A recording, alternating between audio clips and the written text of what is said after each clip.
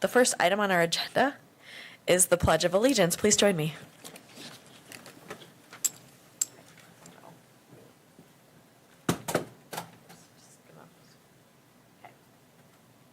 Allegiance to the flag of the United States of America and to the republic for which it stands, one nation, under God, indivisible, with liberty and justice for all.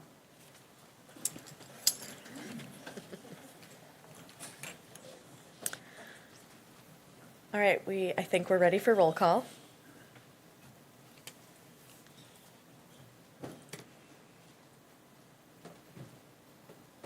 A lot of technology happening. Okay.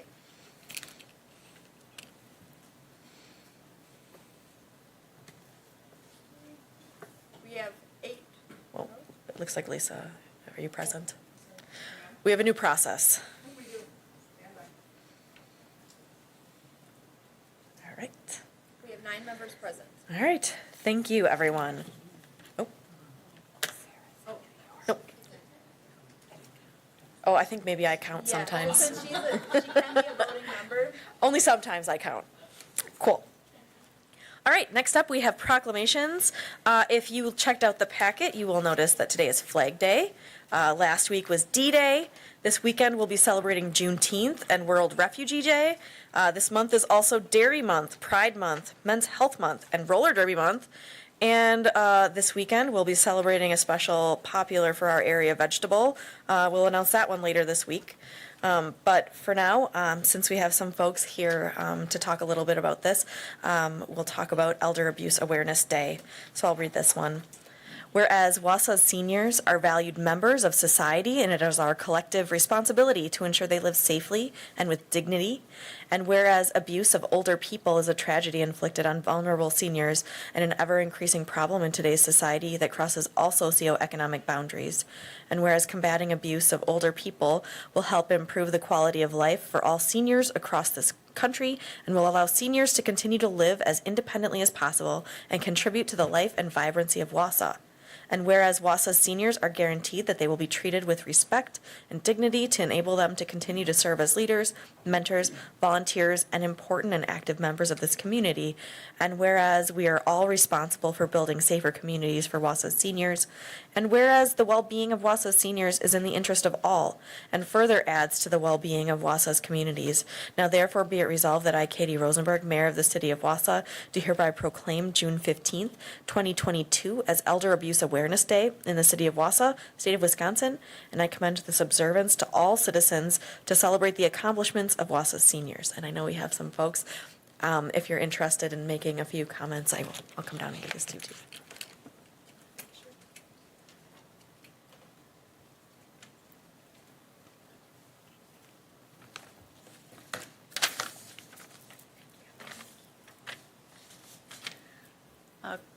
Good evening, everyone. I'm Jane Graham-Jennings, Executive Director of the Women's Community. Thank you, Mayor Rosenberg, for this proclamation, to the City Council for your support of recognizing and understanding that we need to ensure that our seniors are free of abuse and harm as well as everyone else. We serve a number of populations of people that aren't really what we think of as traditional kind of victims of abuse, and we need to understand that people that are seniors are often more vulnerable to abuse, and it's concerning the trends that we see. Unfortunately, our seniors tend to be abused by their adult children. So those are the populations that we're serving. We work with those adults because it's very hard to want to report that your child, even though they are behaving poorly, the guilt and shame that is associated with being harmed by your own children carries a lot of weight. And so part of the services we provide for seniors is to help them maneuver through those feelings, those emotions, and help them talk through what would happen if they do report the abuse, what may likely happen to their child, and how we can help best support them in their safety planning and in them continuing their own autonomy. They deserve to continue autonomy and have their own choices. So those are what we do. Thank you for recognizing the importance of our senior citizens and helping us keep them safe. Thank you. Thank you. Okay, we have two presentations. The first presentation is our Affordable Housing Task Force. Presentation by Ben Lee from the United Way. Hi, thank you. Thanks for having me. So those of you who don't know me, my name is Ben Lee. I'm the Director of Community Impact at United Way. Oversee the Marathon County Hunger Coalition along with United Way's Housing Task Force. So we convened this task force in November to essentially present you recommendations from a council standpoint on addressing affordable housing in the city of Wausau. We met at least once a month, sometimes multiple times a month. I only have a few minutes to go over the recommendations tonight, so there's a lot of supporting data. If you'd like us to come back and go over that at some point with you, we're happy to do that. But I'll go through the recommendations, and then if you have any questions, I'm happy to answer them as well. So in your packet, you'll notice all 5 of them listed there. They are listed by what we feel should be the priority. We understand that the ARPA money that came into the community is likely once in a lifetime money.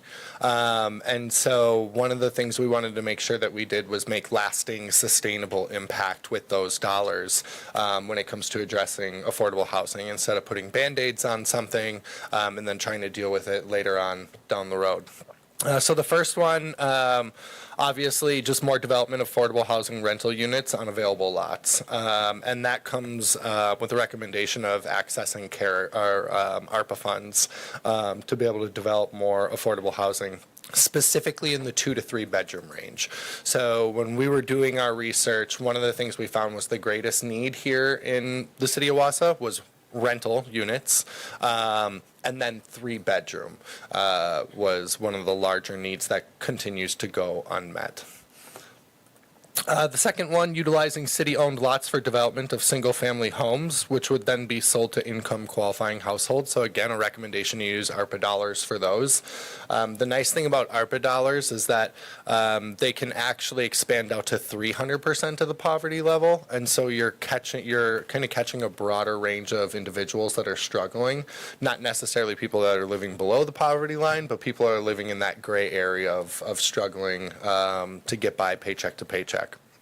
The third one, which would work much like what we saw WIRA work as at a state level, RAP. After that is direct payments to landlords and mortgage companies to reduce the housing costs. And we've already had conversations with the North Central Community Action Program if that was something they would be willing to utilize ARPA funds for.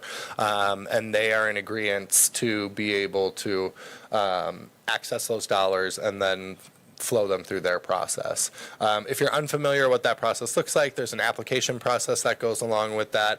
Again, it would abide by the 300% poverty level requirements, and essentially it's direct payments to landlords to help individuals catch up on rent, help individuals pay their rent on a monthly basis or their mortgage. Fourth one is cash subsidies to qualifying individuals and families, and so that reads exactly how it is, cash payments. I think we saw the benefit of the expanded child income tax credit, and that's really what we were looking at when we're talking about cash payments. We don't have a recommendation on length of time or how much those payments should be, but I don't think it can go unnoticed how life-changing those $500 payments were for certain families that had children that benefited from the child tax credit. We saw, I think, somewhere at a national level, around 14 million kids lifted out of poverty just by those payments alone. And then we saw that number of kids fall back into poverty once those cash payments stopped. And then the last one is more on an advocacy level, but we are calling on the city council to advocate at a state level to allow land banking in Wisconsin. So if you're not familiar what land banking is, essentially the concept of the city buying land as an investment and not having to have immediate development plans for it. You can hold on to that land with no specific plans for development, and then what we would recommend doing inside that land banking would be using those plots of land that you purchase to develop more affordable housing on. And so those are the 5 recommendations, from highest, what we think is highest priority to lowest. Numbers 1 through 4 we would recommend using ARPA dollars to fund those recommendations. And so I'll stop there, and if you have any questions, I'm happy to answer them. If anyone has questions, otherwise it's definitely, we have the options to go towards committee to discuss some of these things too. But if anybody has anything they'd like to say before we move on. Alder Denny. Have any of these been formalized in the ARPA format for scoring? Yeah, so we weren't able to research what cities our size were doing with their ARPA funds. There's a website that you can go out to, and it tracks ARPA funds at cities that are 125,000 people or over. And every single one of these has been, I don't think they've gone through our scorecard here in Wausau, but they've all been implemented by other communities utilizing ARPA dollars. Anyone else?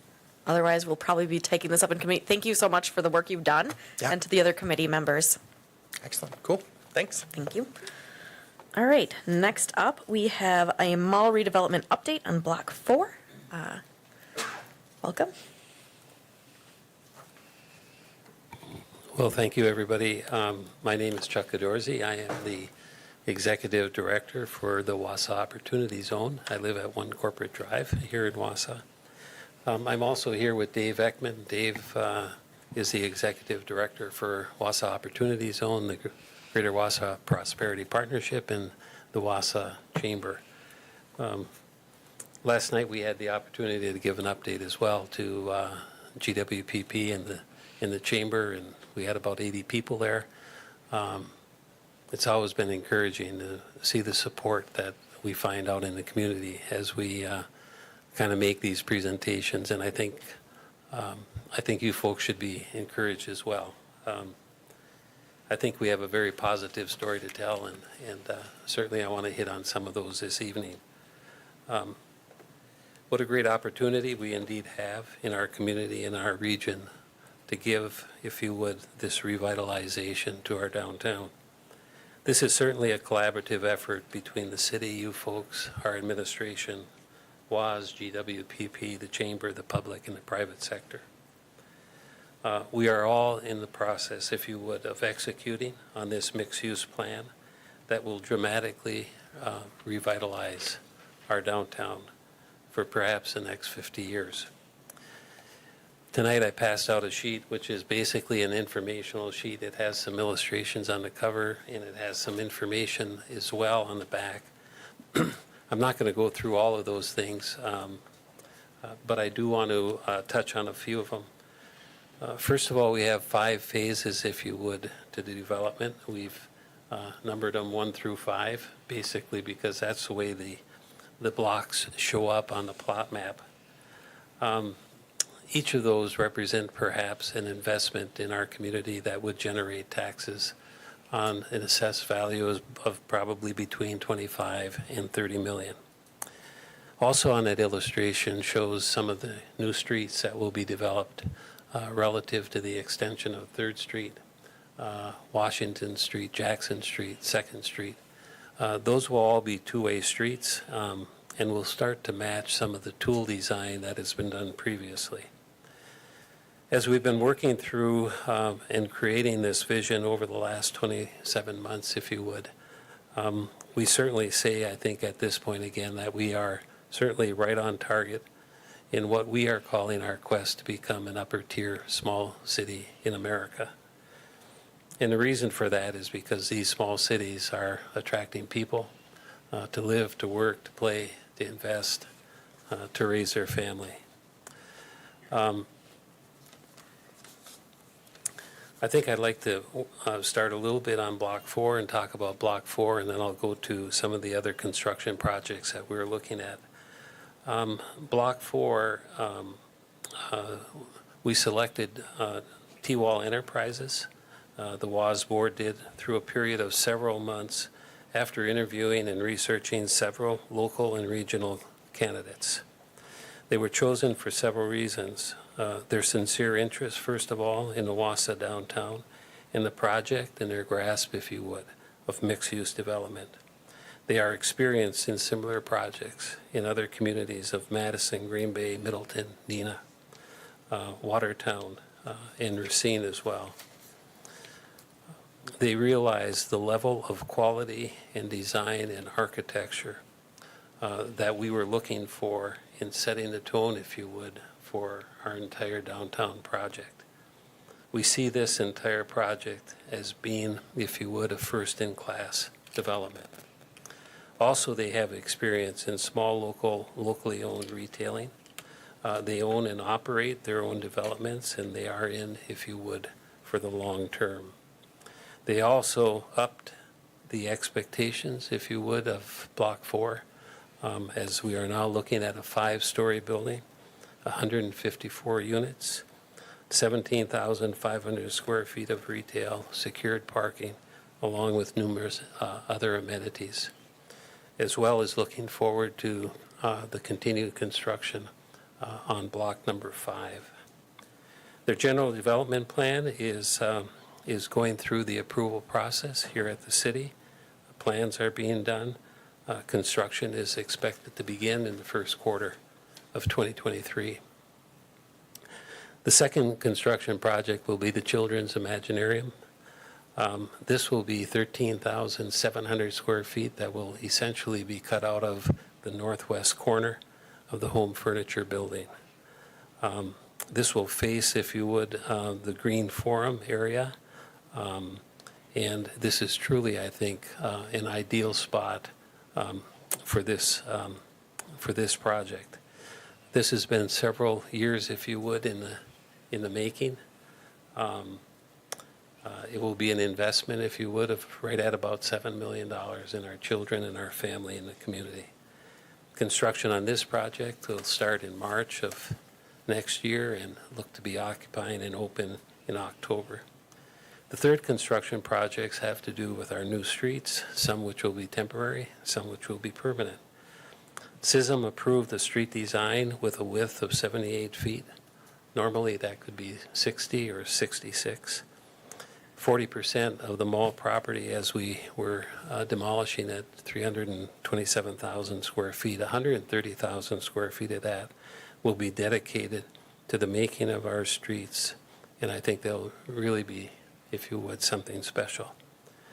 The flush street design, which was selected by SISM, will have great flexibility for dining, retail, food courts, other amenities, and basically one which will be extremely friendly, if you would, to pedestrians, and an exciting walkable experience, along with creating about 150 new parks. Now, couple that construction with some of the things that have been happening in our downtown. As we know, the YMCA undertook a great project a few years ago, a $25 million project that gave us the landing, additional childcare.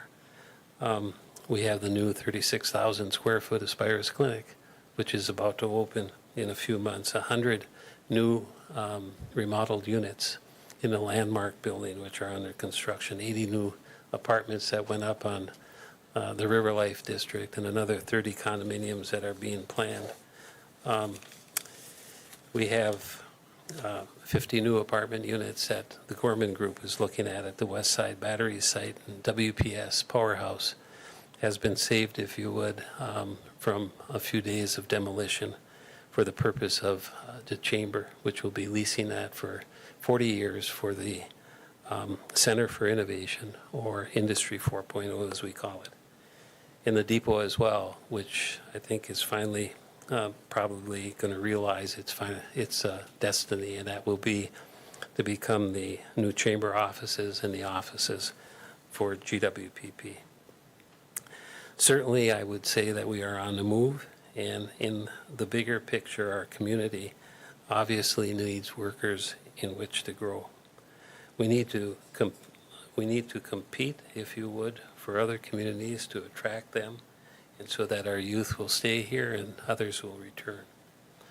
If you look at our work demands right now, we have 3,000 production workers, which we are short. We have 2,000 service workers that we are short. Our local companies are looking and are expanding in communities outside of Wausau, where the workforce is. We need to look to bring that back. And all of this is pending, if you would, on what we've been calling placemaking. And a big part of placemaking, obviously, is this project here. 400 jobs have moved away from our downtown office buildings, and we need to bring that back. These are the tasks and the projects before us. So in closing, I think what I'd like to do is, first of all, thank you on behalf of GWPP and our community for your leadership as we are rolling through, I think, this great effort. You and the consuls before you have continued to lead and to press on, and we are grateful. And I'm also grateful for the trust that you've placed in Wausau Opportunity Zone. This is a three-way collaborative effort for sure between our foundations, the city, our private sector, and I'm sure that together we will succeed. Thank you. Thank you. For the council, just want to let you know, we're expecting updates in Plan Commission next week. We'll have a general development plan, and then you will see this at Economic Development Committee in July. So you'll have a lot of opportunity to talk and ask questions then. But if there's anything pressing right now, let me know. Otherwise, thank you for the update. Thank you. Thank you. Good night.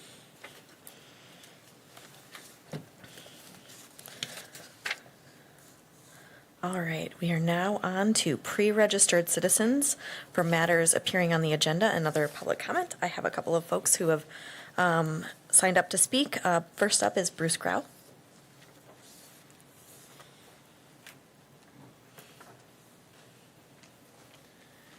Bruce Grau, 1115 North 10th Street.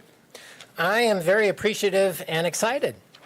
The Affordable Housing Task Force has brought forth a light of hope to counter the profound darkness of inadequate housing security for thousands of Wausonians that have had harmful effects across many levels in our community. But it can't be a one and done. How hopeful should we get? Well, locally, we have before us an unprecedented windfall of federal money. We have support of local builders, an organization with a shovel-ready plan to address homelessness. We have growing community awareness around the need for more support to end homelessness. This momentum can improve the lack of housing that shackles community social service organizations. Nationally, major cities are finding solutions for long-term funding of sustained development of affordable and secure housing through creative and tireless collaborations with funding agencies, direct citizen engagement, and commitment to devote real estate transfer taxation to housing. Internationally, we have countries that show us what is possible. In Austria, for example, did you know that 60% of the population resides in public housing?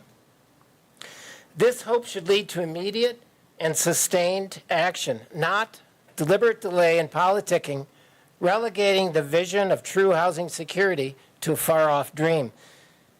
As Eric Hoffer, a U.S. social philosopher in the 20th century, was quoted as saying, "It is the around-the-corner brand of hope that prompts people to action, while the distant hope acts as an opiate." The task force has provided such an around-the-corner hope. Over 50% of our residents and hundreds waiting for subsidized housing are counting on the council to act now and not stop.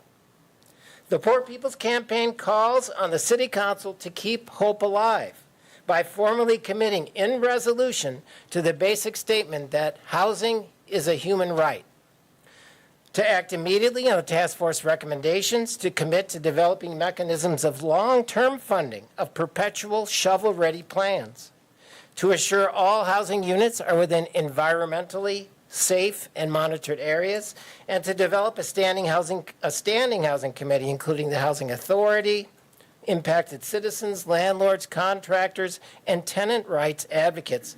Thank you, Affordable Housing Task Force. I think Sandy's the only one who's still here, for giving us hope. The city is now challenged to make sure our hope remains just around the corner. Thank you. Thank you. Next, I have Christine Martins.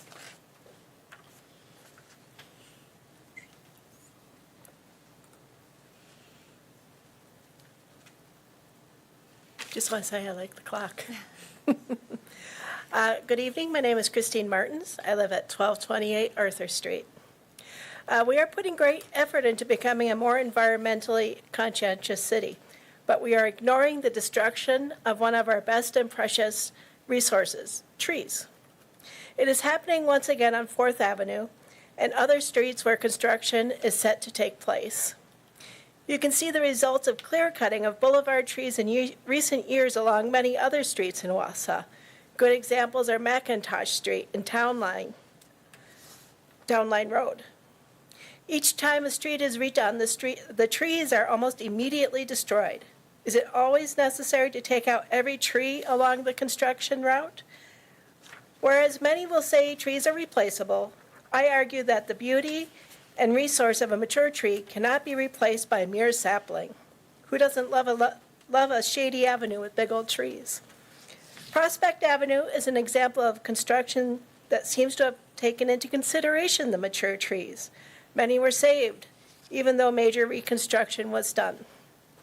I'm here to ask a few basic questions. When an RFP is issued, does it ask the company if the company has the ability to preserve as many mature trees as possible? If we do ask the question, do we accept boilerplate answers that give no real guarantee? Or do we insist on answers with plans and examples of previous work? Do the forestry and road departments work together to determine how to preserve the city's natural resources? Please take a hard look at the current process and the results of that process. It needs to change before all of our mature trees are gone forever. Thank you. Thank you. Next up, I have Sandra Kelch.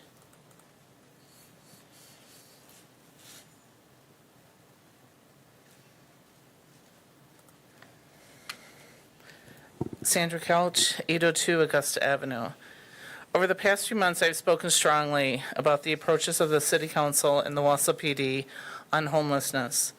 My words are strong because my belief in trauma-informed housing first is ironclad and continues to be. My belief in treating humans with compassion and dignity is ironclad, and that will never waver. I was hoping my statements would bring about change. Positive change for those who are and continue to suffer in our city.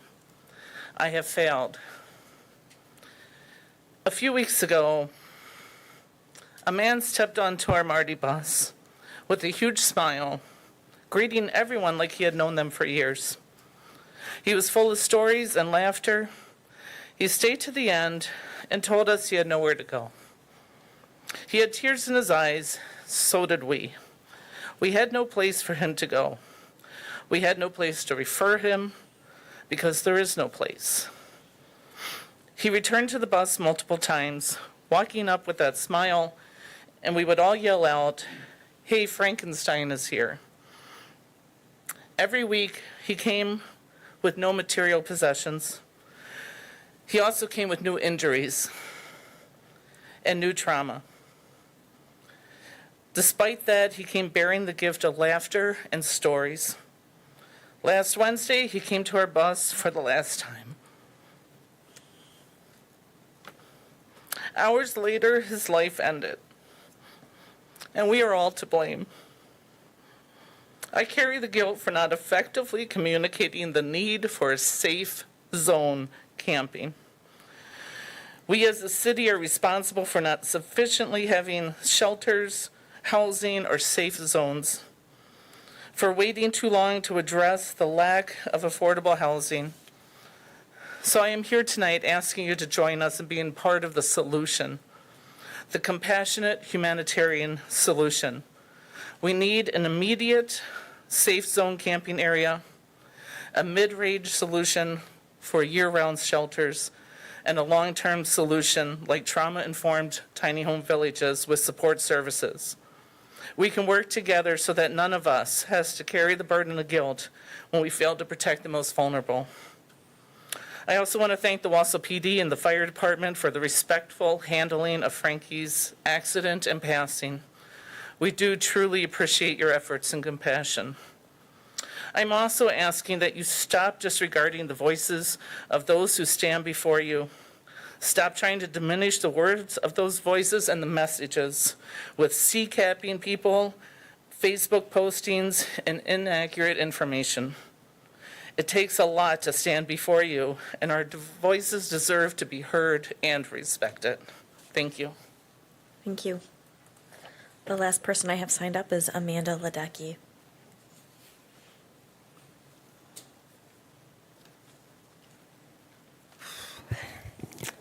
Hi, I'm Amanda Ledecky at 616 Sumner Street. This is going to be a hard one, sorry. I am the outreach director with the community outreach group task force. Last Wednesday, June 8th at 11:23 p.m., one of our clients, Frankie, passed away after being struck by a car at the intersection of Washington and First Street. To say our group and his family and friends are still grieving the loss of him would be an understatement. I'd like to thank the Wausau Police, Fire, and Ambulance personnel who responded to this call. My dad was a volunteer for the 30-plus years with the Burnhamwood Fire Department and many years on the ambulance. I will never personally know the struggle that he went through or they did, but I definitely felt the weight of those calls. It's not easy dealing with those traumatic events, but it brings peace to the loved ones knowing that Frankie was surrounded by people and he wasn't alone. Frankie came down to our bus earlier the day on Wednesday. In true Frankie style, he was happy. He told jokes, and he talked with everyone there. He was such a sweet and gentle soul. He would have given the shirt off of his back for anyone.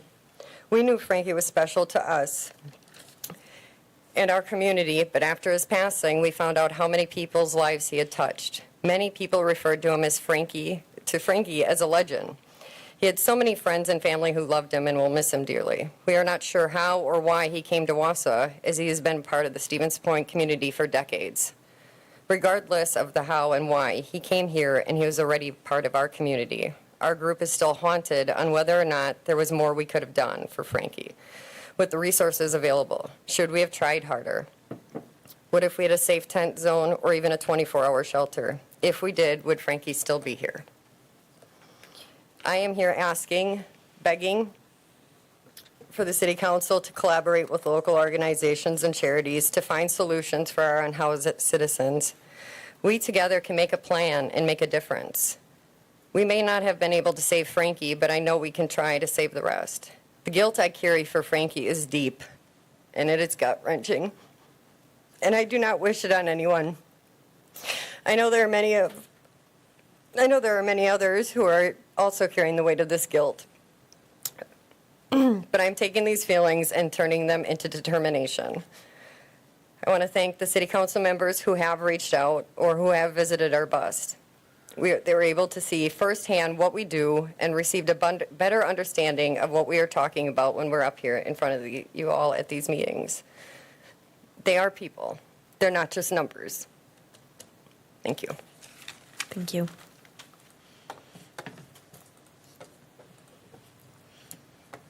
All right. The next item I have on our agenda is under communications. Wisconsin Command College graduate Lieutenant Jill Kurtzels. I just wanted to let you all know that Lieutenant Jill Kurtzels has graduated from the Wisconsin Command College. That's through the UW Extension. She graduated on Friday, and as told to me by Captain Todd Baton, it's a pretty rigorous program, and it prepares law enforcement leaders to provide increasingly greater service to their communities, and everyone is very proud of her, so we wanted to make sure we acknowledged this effort. I don't know if you have anything you'd like to add, but yes, you would.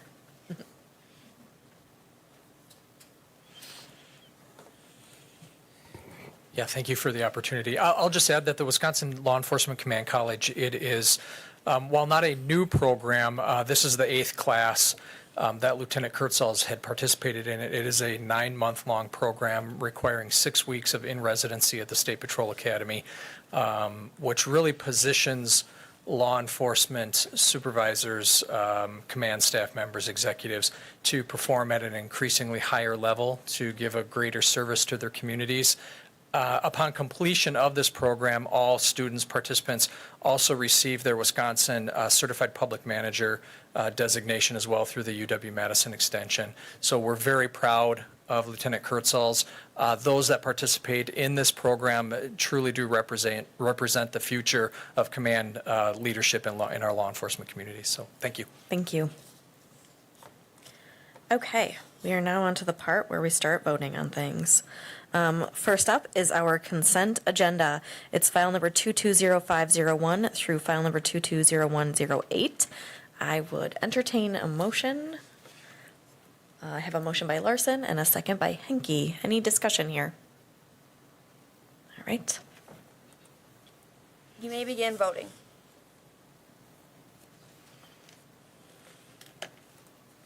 Motion passes 9-0. All right, thank you. Next up, we have file number 220603, Mayor's Appointments. We have a couple here. We have two new appointments to the Bicycle and Pedestrian Advisory Committee, Ben Gerhards and Veronica Hope. In addition, a reappointment of Tyler Wildman. Also a new appointment, Kyle Turner replacing Jen Bizotto for Transit Commission. I would entertain a motion. I have a motion by Rasmussen and a second by Lukens. Any discussion here? I'm not seeing any. You may begin voting.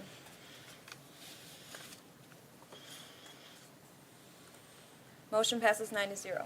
All right, thank you. We are now on to file number 220609. It's a resolution from the SISM Committee approving state and municipal agreement for the North 18th Street from South 52. I would entertain a motion. A motion by Rasmussen and a second by Larson. Is there any discussion here? I'm not seeing any. You may begin voting. Motion passes 9-0. All right, thank you. We are now on to file number 220605. It's a resolution from the Economic Development Committee accepting the proposal from Ash Properties LLC for Infused at 180 East Wausau Avenue. It looks like I have a motion from Henke and a second by Lukens. Is there any discussion? Alder Gisselman. Yes, thank you. I plan on voting against this. For $40,000, I think we can do more. We've spent a lot of money on this whole area of the Wausau Chemical area. I think the city should try to, in some way, recoup some of the monies that we have spent. I know that just recently the city paid $300,000 for a building just down the street from this building. And I think that if this is a signal of where we're going to be going here with regard to the Wausau Chemical property, I fear, because I think we in some way have to start to recuperate some of the monies that we've spent. We've spent a lot of, like I said, we spent a lot of money, and I think $40,000 is really a mere pittance with regard to what we should be getting back in the sale of some of this land. So I will be voting against that. Thank you. All right, Alder Denny. Okay, I have similar sentiments. I like the project. I think it was a great submission, and it's a good idea. But I have walked around the building. It's certainly a far cry from 40,000 when we have a dive point that the last council purchased for 350,000. It's a 9-iron shot away from this building.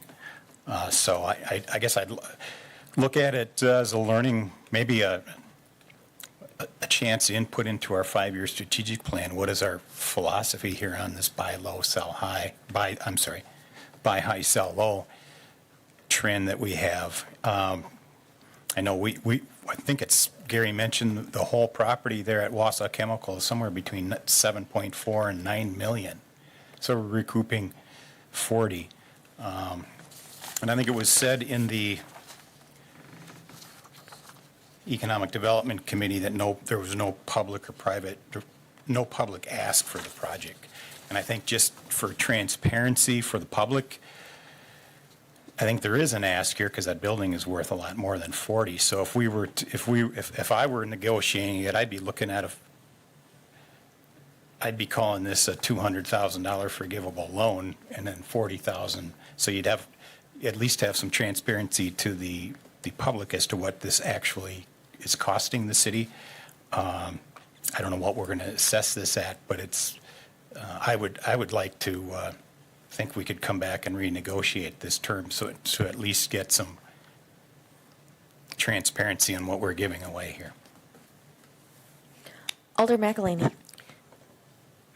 I'm going to ask some older members here that were with me. When we looked at something, I think it was 2019, I know that we looked at the assessed value. I believe the assessed value of this place was $37.5. Rick is here. Rick, do you know offhand of that property at 180 East Wausau Avenue? Pop quiz time. Yeah, We'll just have you maybe tell us in the microphone. Thank you. I recall that property is manufacturing, so it's not locally assessed yet. Talking about the old medical building, right? No, the 180 East, the one that was used for storage, wasn't it? Yeah. Oh, okay. I don't know what the assessment Yeah, is. I guess, does anyone remember? Because we had another proposal here before COVID. And I went back in my notes and it stated that it was assessed at $37.5 at that point. So I guess, and I believe that we had a $40,000 offer at that point for that building. So I guess I don't want the public to hear a lot of numbers unless we get some numbers that are absolutely perfect and on an assessment at this point.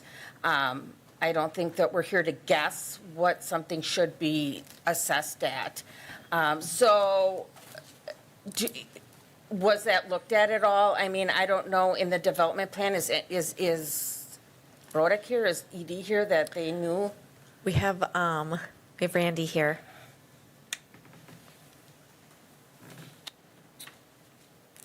I guess in terms of the redevelopment of the property, I don't know what the numbers were prior to that. That was before my time, and just the accumulation of that property. I don't know if finance or if you have any ideas on that. So I just Googled it and I found an article.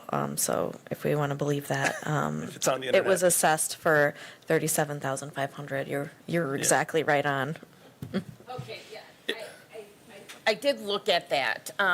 So I guess, if you think that it needs to be assessed for more, then we need to talk about that. But I don't think that we should be throwing out numbers of what we think it should be assessed at, or what we are looking at a building and thinking that, what it should be assessed at. That's what, they made a development offer on what it was assessed at. And I think it was pretty clear the last time, was that assessment, because it's kind of that little building in the middle.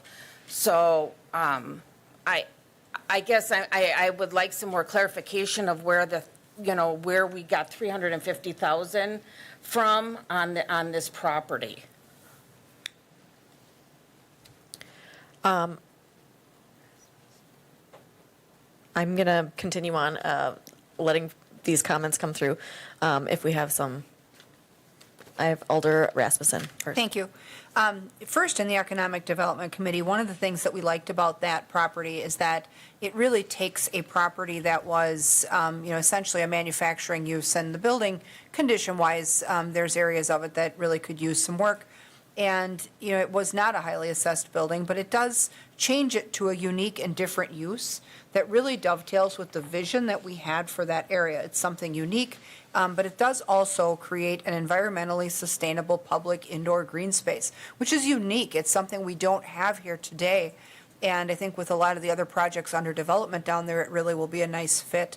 I think this is the site formerly proposed for the Barrel House development. I think that's what the council president was talking about, and we did support a similar ask. But I also think that we were excited that there was not a public-private partnership requested for the further development of the building. They were willing to buy it. They're investing their own money in the development, and they have really what looks like a well-laid-out plan for a business that is basically unduplicated in our city today. So we were excited to see the project and look forward to seeing, what else can develop in that area, because it is an area that has a ton of potential that's, yet unrealized. So I plan to support it. I'm excited to see what they can do. Thank you. Alder Henke. Yeah, Vice Chair of the Economic Development Committee. This was our only response we got for this RFP. I'm really afraid that if we go back and start asking a lot more money for this piece of property, we might not even get an RFP back. They're looking to invest $250,000 in this property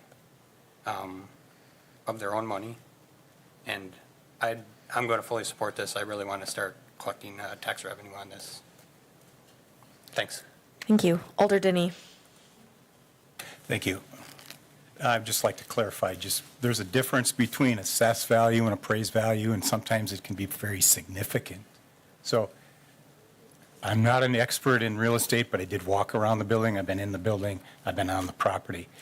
And we bought Dye Point, which is less than a block away, for $350,000. That's known as a comparable. Correct? So I'm not opposed to the plan, but let's be transparent about what we're giving away here. Have we had an appraisal? Have we put a for sale sign on it? We put out an RFP and we got one request. There could have been a for sale sign on for the last 3 years.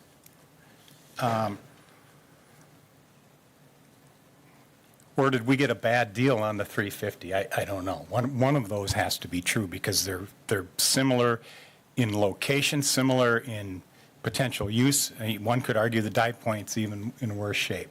So I'm not opposed to the RFP submission, but I am opposed to how we're laying it out there as zero city involvement. Because I would say if we had an appraised value, you would easily be able to put a forgivable loan like we do against it to at least prevent this. I mean, if I owned it, if I had 40 grand in this thing, I guarantee I'm going to sell that tomorrow for 200, no questions.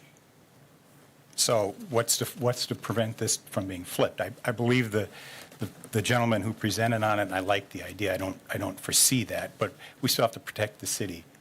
And there's a lot of value, I think, for $40,000.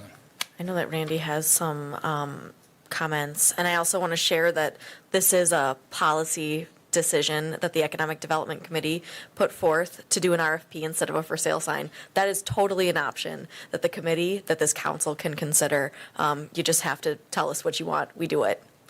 Randy. Yeah, just some comments on that. In terms of, the purchase price, the buildings there, I wouldn't necessarily compare this to Dye Point at all. This is a much larger building. It's still structurally sound for the most part. Where I don't know that Dye Point building will be usable again in the future, and we got that Dye Point building for $300,000. This has a unique opportunity with this building, and there will be more coming to this. This isn't just we're going to sell you the property, they're going to have it. There's going to be some conditions in there in terms of them improving it with the facade they required. There'll be some provisions that they just can't flip it to the next person within the next day. We understand that, and those will be conditions that we'll do as part of that negotiation. The EDC, as part of their action, accepted the proposal, then asked staff to negotiate. So those will be coming back to the committee. I don't know if it'll be Finance or Economic Development Committee in the future. So there's a lot more to it, and just the cost on it. There are some significant improvements. Specifically, the roof is leaking on that building, and it is a large building. It's 14,000 square feet, or 14,000, square feet. So there are some significant costs in repairing a roof if anybody's tried to do that lately. Thank you. Thank you. Alder Rasmussen. Thank you. Would you like to share anything, Mr. Rubo? Okay, thank you. If you don't mind holding just one moment. Thank you. So I just did a quick search on this property. So in 2019 was the last assessment on this property prior to the revaluation that was done in 2020. The assessment at that point was $382,000 for that building. And then it switched over to the city of Wausau in 2020. Okay. Thank you. And Alder Ra- for, pardon me, Madam Chair, could there be some clarification on which property that value was associated with? That was 180 East Wausau Avenue. Thank you. Alder Rasmussen. Thank you. I think that one of the things that people don't want to see us do is forgivable loans to generate growth. This proposer asked for nothing from us, other than that we negotiate with them for the sale of the property. And so we're going to sell them the property. They're going to invest their own money. They're going to create something unique that Wausau doesn't have today. And that's exactly what we want to see from the private sector development community, is that type of growth. And then once it's done, we'll assess it locally. It's not going to be assessed as manufacturing anymore. And I think that we'll find that in terms of a reinvigoration of that area, it not only blends nicely with the things that are already there, but it may act as a catalyst for other new projects. And so as excited as we were when we approved the Barrel House project down there, and when we approved there was a restaurant originally slated pre-COVID for that area as well, a gastropub. We were excited about those proposals, and we're excited about this proposal. And I think that, as a committee, we were pretty resolute in the idea that we're looking to create things that are not only unique but aesthetically pleasing in that area. And we talked with the developer about the aesthetics, the construction materials, the mixed materials and metals that would be used to, just create something different down there that's not a metal-sided warehouse-looking building that we have there today. And so I think going forward, we're going to have some good results from this, and I really think we should support it. Alder Larson. Thank you, Madam Chair. I'm excited to see this because it's something that's different, it's unique, and they're not asking for any money, and we're not giving it to them for $1. I think it'd be good to get this, down in that area, good to get this property back on the tax rolls. My only concern would be, is the ground or the building contaminated in any way? I know we had a. Yeah, and this is, it's a great question. This has been a conversation that's come up when we first went out to the RFP, as well as when we had the Economic Development Committee last week. We did have a phase one done when the building was purchased.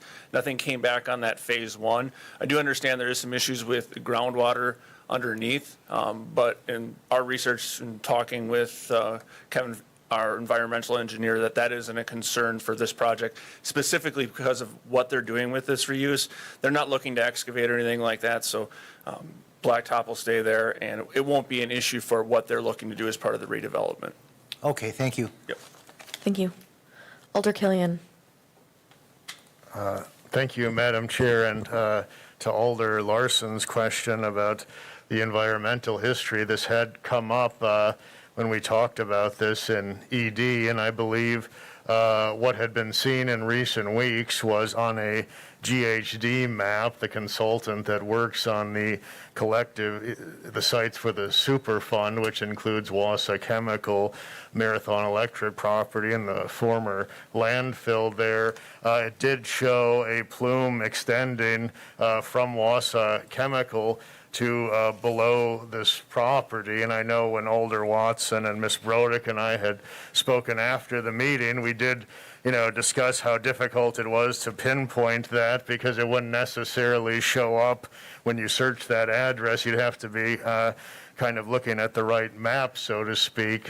But my understanding is, as a layperson, and this is just with talking with various regulators over the years, that that should be disclosed in a property transaction. So, while it may not impact any project or what have you, my understanding is that's done for various reasons. It would be done, I think, when the Superfund is closed. If it eventually is, there'll be communications of restrictions, don't place a well, don't do X, Y, and Z, just so that those are on the record. So I guess as I had communicated at the ED meeting, I thought the committee was pretty much on board with this, or at least discussing it with the city attorney's office, that would be disclosed in the property transaction. Yeah, and one other point, thank you for that. That is something that we would include as a disclosure as part of the real estate sale. The developer is fully aware of the contaminations along the riverfront and is fully prepared to move forward with the project with that in mind. I don't know if you have anything to add, City Attorney? Or, nope, we're set. Okay. Any Alder, just so you know, we have council rules that you can speak twice. So in order for you to speak again, Alder Denny, we would need to have everyone vote. So unless there's no opposition to allowing him speak again. I'm not. I would oppose. Okay, so we're gonna vote. So we're gonna have to. Yes. Third time speaking.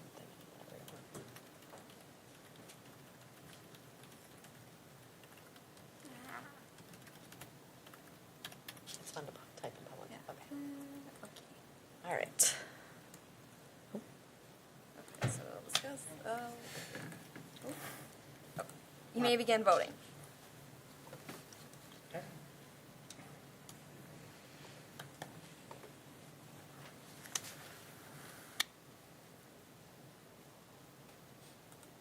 Motion passes 5-4. All right. Third time.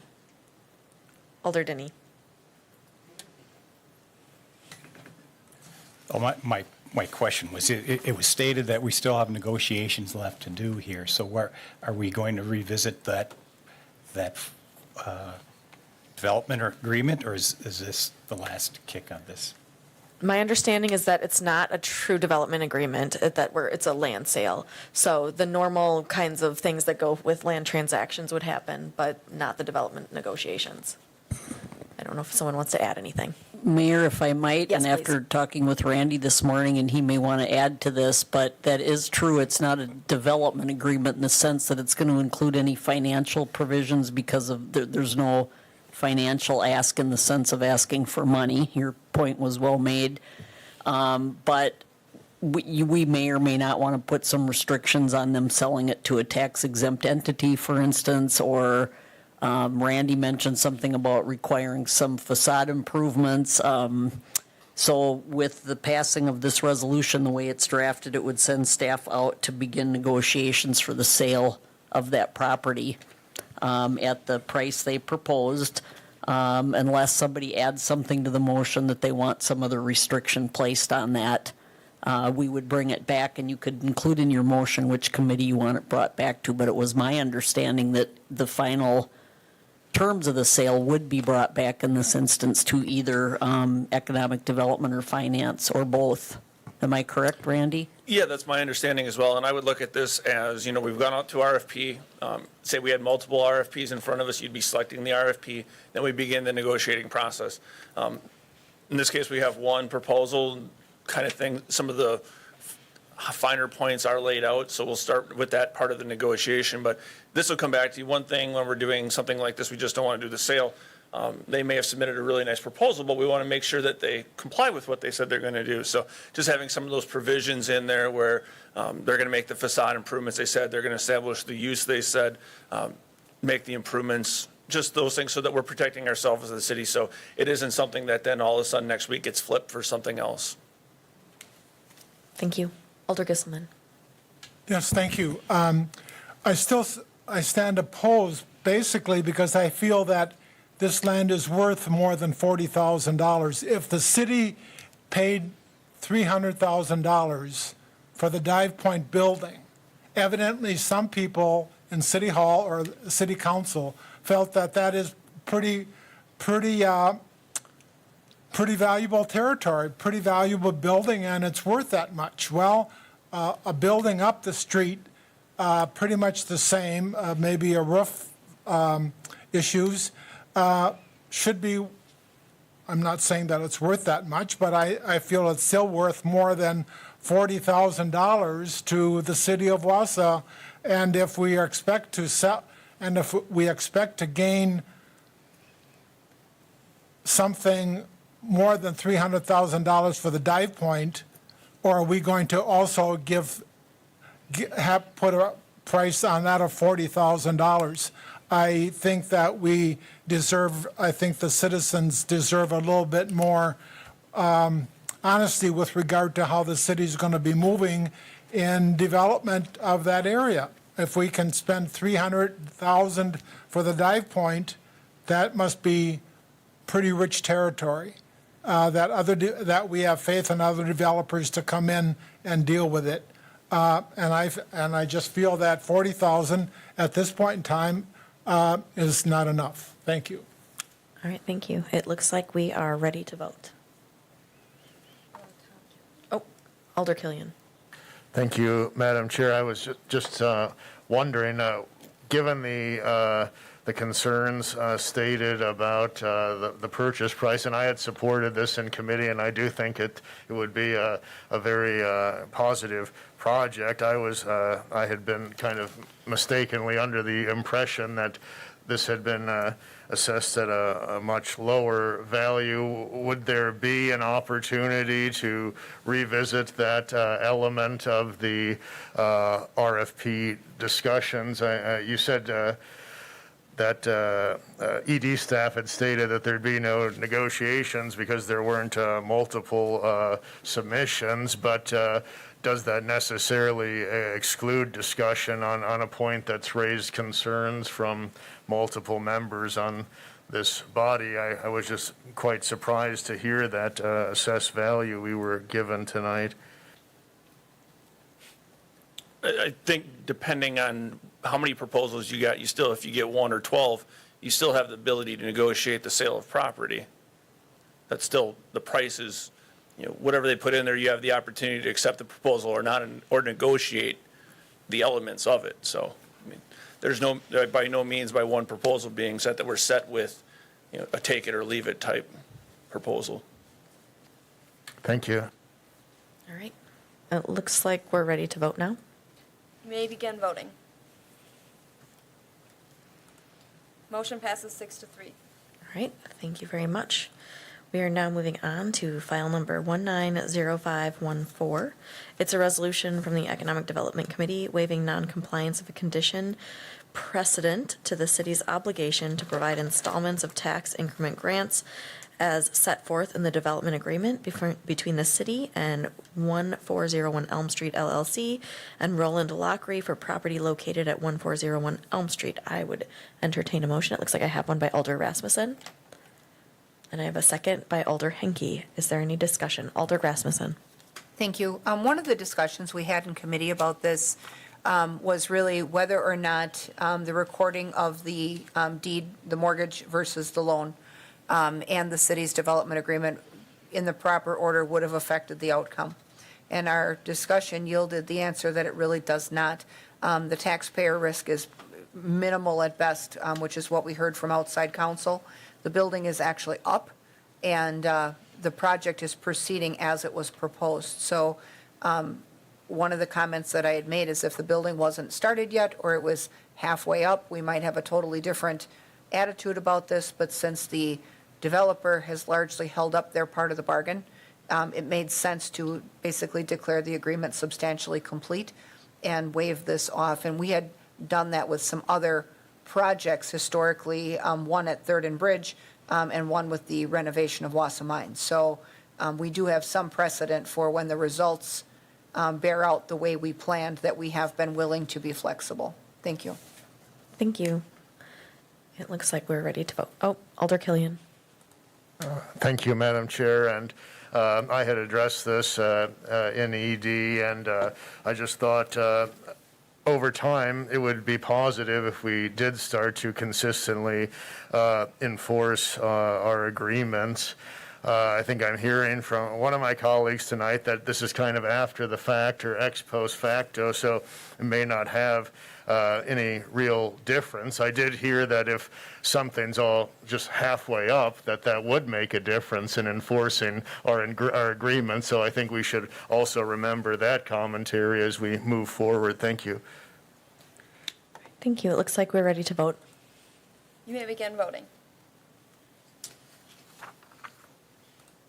Motion passes 6-3.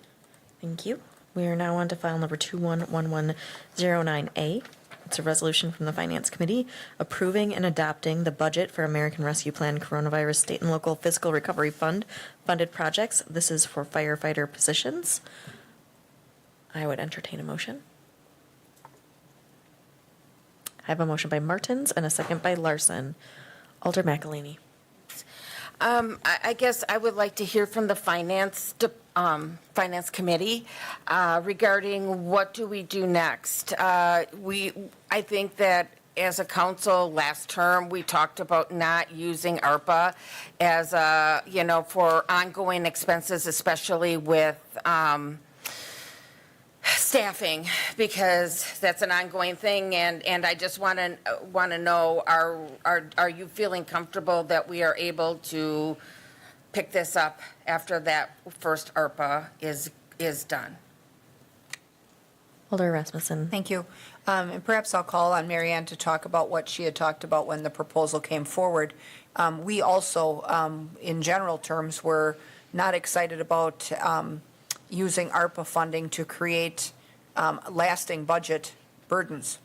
And however, we did also talk about the fact that given the presentations by the fire department and the urgency to staff up to a higher level, we talked about recognizing right off the bat that this is a limited term engagement from a funding standpoint, and that we will be working to wean off that funding and then in a phased approach work those expenses into the fire department budget in planned phases over the years. And I think the running out of the ARPA funding will coincide with a couple of TID closures, and we will perhaps be in a little bit better revenue position. So, Mary Ann, did you want to talk about that for just a second as far as the phasing out? Yes, Lisa has summarized the discussions at Finance.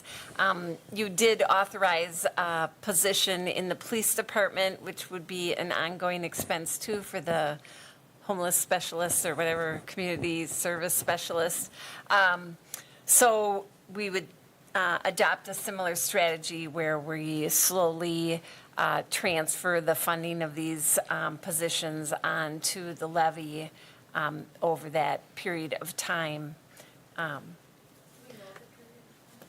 Well, you have to have your funds spent by 2026 and obligated by the end of 2020. Yep, so. I do see that Alder Martins has something to say as well.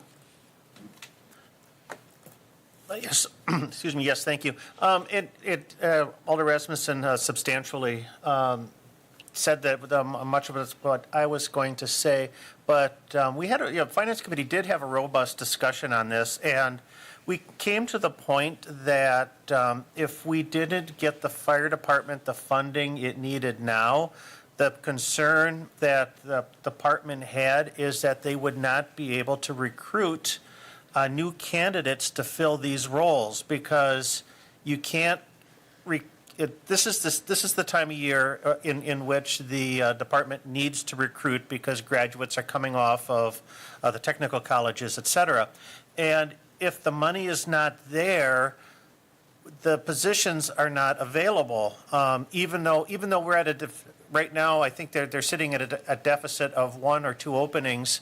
If we don't have the funding in place for these 3 additional firefighters that the chief is looking to fill now, they can't recruit for them. They can't post the job listings. So that's what really kind of hamstrung us. And we needed to take this proactive approach and use the ARPA funding in order to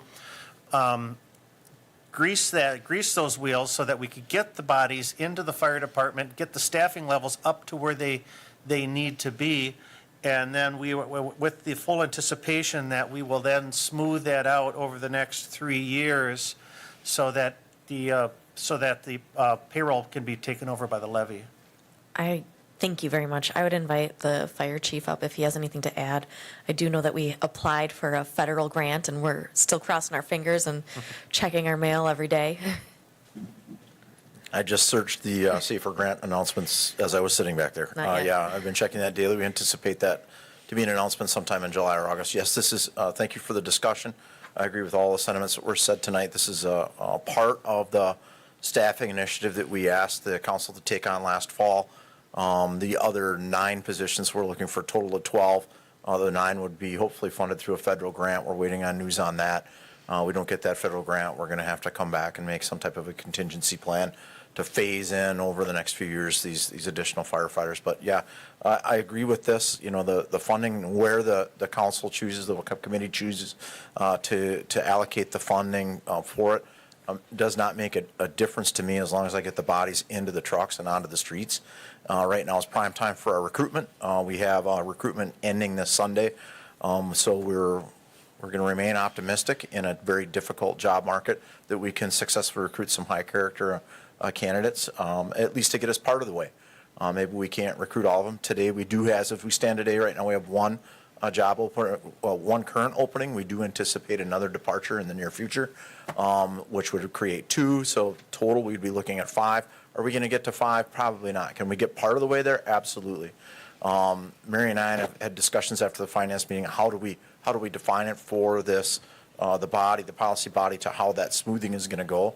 And that gets difficult in the fact we don't know exactly when the recruitment is going to start, how many dollars to allocate, and the fact that we're moving into contract negotiations with Local 415 next year for the next 2 years. And so we do not know what those costs are going to be for a firefighter paramedic for 2023 and 2024.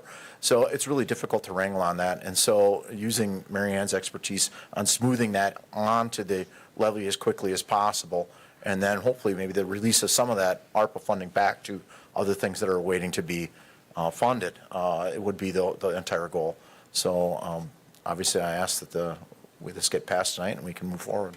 I don't want you to sit down just yet. I did want to share with everybody that every single time I go to the fire department, any one of them, or even last week when I was volunteering with them for the MDA, I hear about their mandatory overtime and the toll it's taking on each individual firefighter, their families. So this isn't just helping us get more bodies, it's helping the bodies we already have, helping us keep them. Yeah, it's one example of that would be over Memorial Day weekend, that 3-day weekend, we had 16 mandated shifts. So 16 individual firefighter paramedics had to be forced to work at least a 12-hour shift over that weekend. And so this is a big part of that relief. We've had a number of injuries this year. We've had a number of firefighters having children and other medical issues, and so we've had some sick leave and FMLA use that have highly affected us this year. But inside of all that, we continue to get busy. So anticipating a conversation tonight about it, I asked our admin to pull numbers for me to come to the meeting, and I'll just state quickly. We're on track. Last year, we were the busiest year in history, 6,490 calls total for EMS and fire. This year, we're anticipating being over 7,000, looking at the call volume as through May. We've had a 10% increase in our fire call volume. Actually, we're out on a fire right now, and Schofield is assisting them right now. And we've got a water rescue / turning into a search going on currently right now as we stand here. So the demand for our services is great. It takes highly qualified people to do it and a lot of people to do for it. And as I've explained multiple times, we're really trying to get back to where we should have been quite a few years ago. So, thank you. Is there any further discussion? Otherwise, I think we're ready to vote. Thank you. You may begin voting.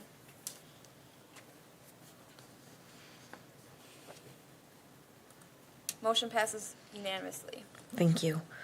All right, we are moving on to file number 220608. It's a resolution from the HR Committee approving PAL eligibility waiver for sick leave usage from July 1st, 2021 to June 12th, 2022. I would entertain a motion. I have a motion by Alder Dinney and a second by someone. No seconds. If we don't have a second, we won't vote on it or talk about it. Oh, I have a second by Alder Martins. Okay. Alder Rasmussen.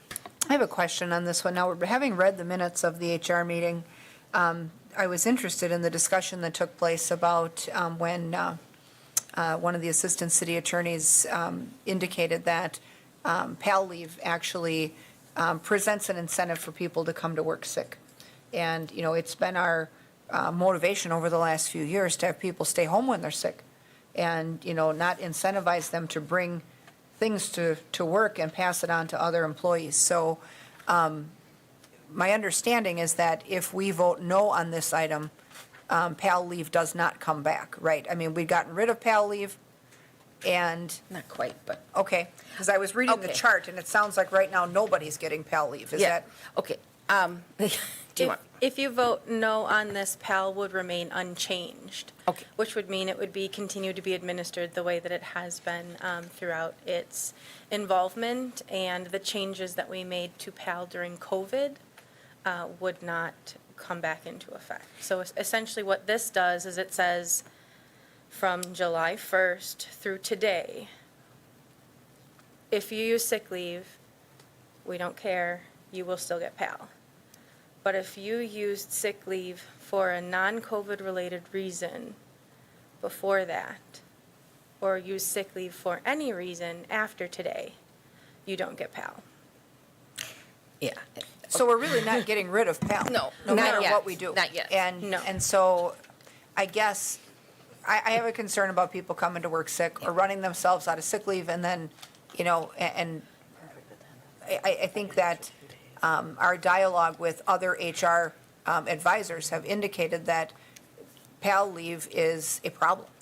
And, and whether it's an asset from a recruitment or retention standpoint, most advanced HR guidance is that the workforce has evolved to the point where PAL leave shouldn't be a thing anymore.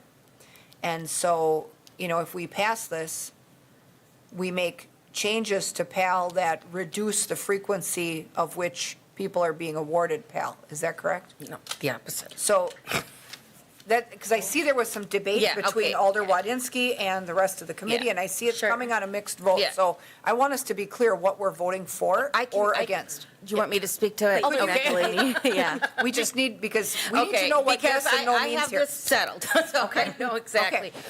How this came up, first of all, you are very correct. PAL, attorney Nate Miller looked at PAL because when this came up, I had another concern. So I had the HR director get a legal opinion. He started digging into this and stated the Department of Labor's like, what are you doing? What are you doing? So down the line, I think we need to look at PAL and get rid of it, period. That was Nate Miller's, recommendation. This is a separate issue in that during our COVID meander over the last 2 years, there was a time when there was mandates and there was people that would get off on quarantine and that would not count against PAL usage, okay?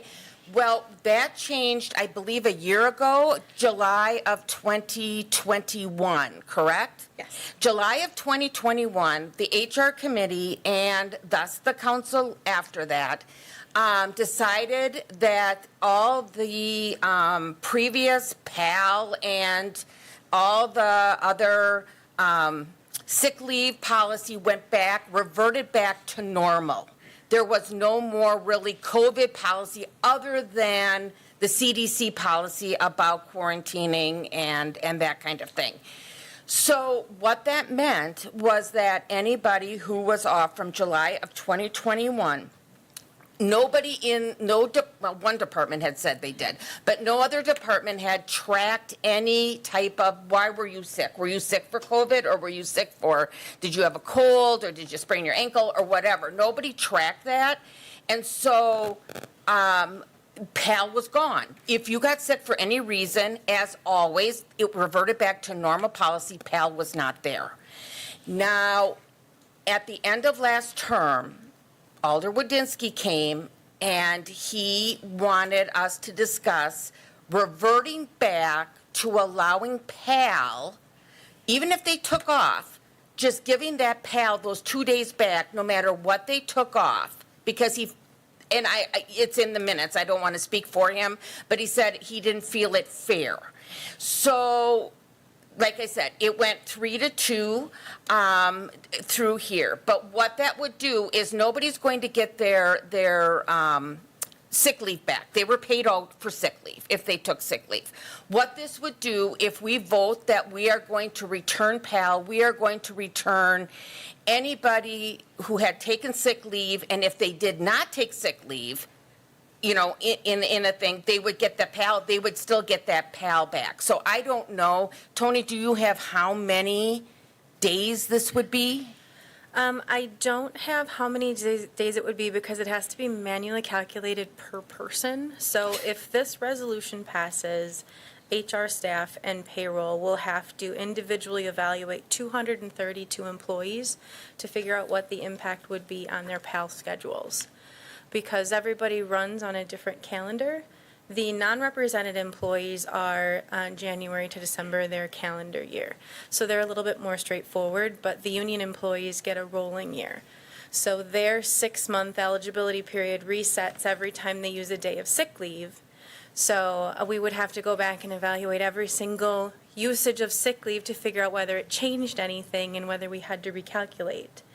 We also would have, so essentially what this resolution would do would be to say if you used sick leave between July 1st, 2021 and today, you will be considered, that sick leave usage won't count against you for your PAL eligibility, regardless of why you were out sick.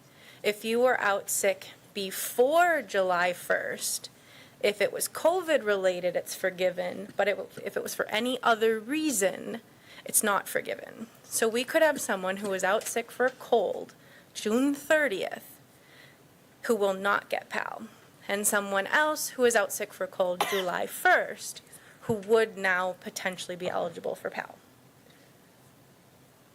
So and it's 232 people that used sick leave sometime from January 1st, 21 to today.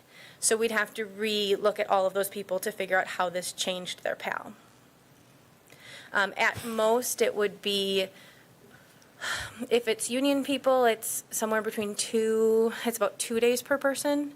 And so if it was all of them, we'd be looking at 400 days off. I mean, that's, if every single person qualified for the highest PAL usage, that's going to be an artificially high number. We'd probably be looking at something more like 100 days off would be my guess, but I mean, it's a guess. Yeah.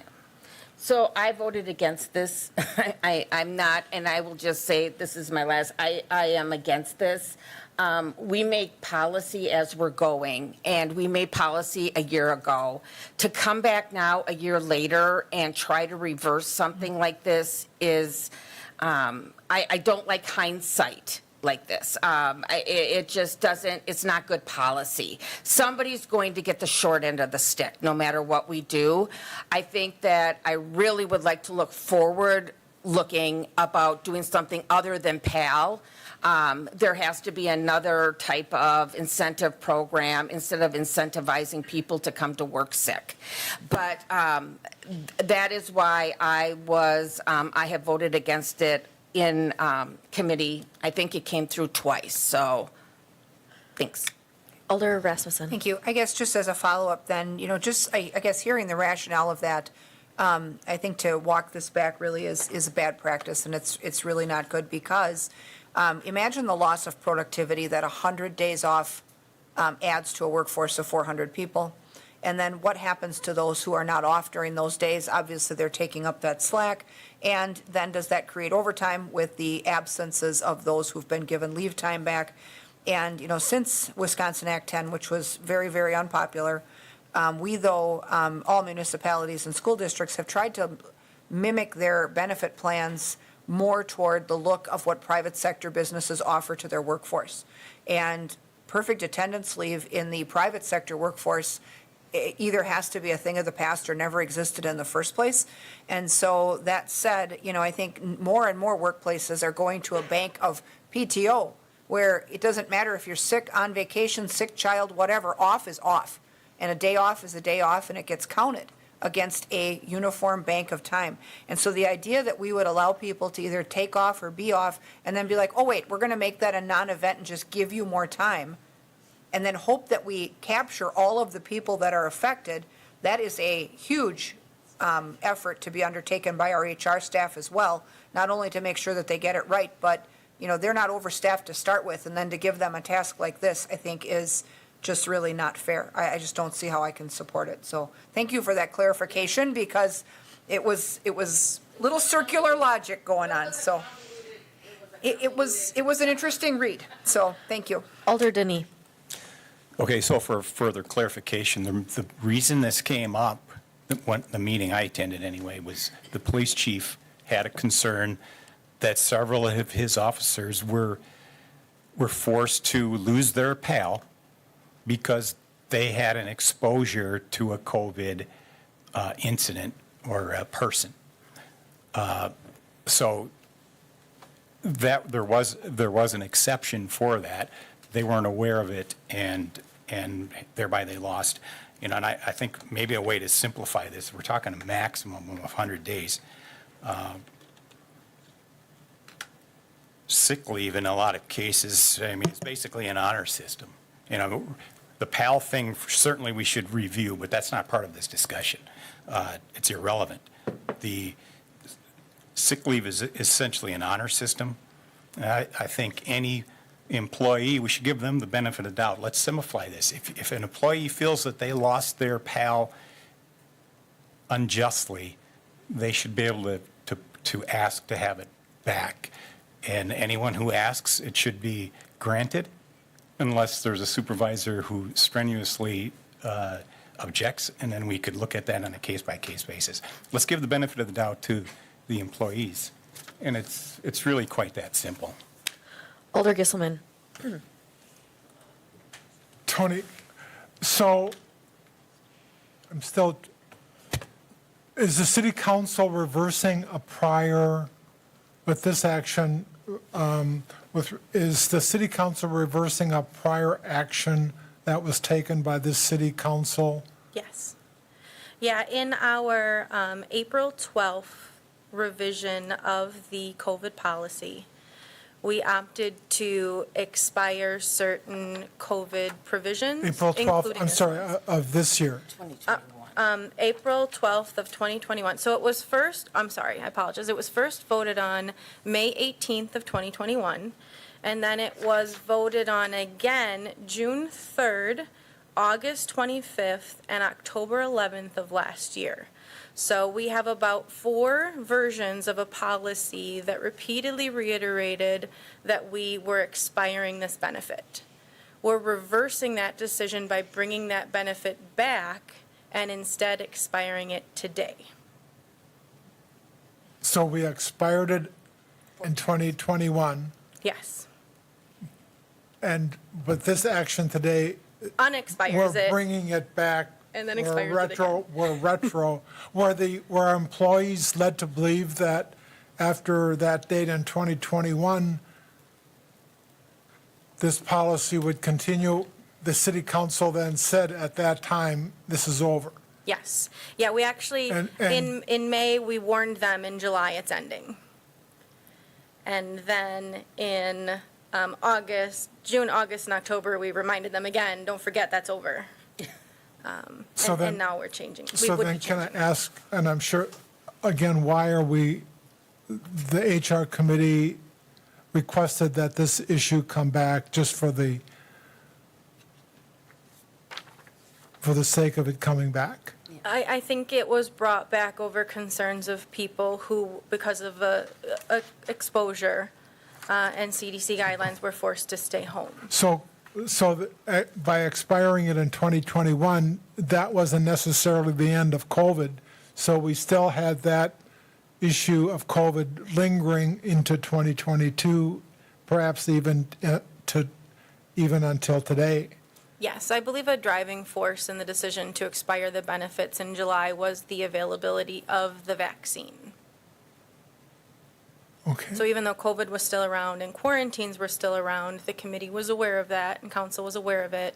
But we started expiring benefits because of the availability of vaccine responses. And that was pretty, within the city, pretty well received? I hadn't heard any feedback on it until this item came up at the end of last term, so I believe so, at least nothing made it to me. I don't know what sort of responses the departments heard. But nobody came to HR. Nobody came to HR. Okay, thank you. Thank you very much. Alder McElhaney. I'm going to reiterate that I'm against this.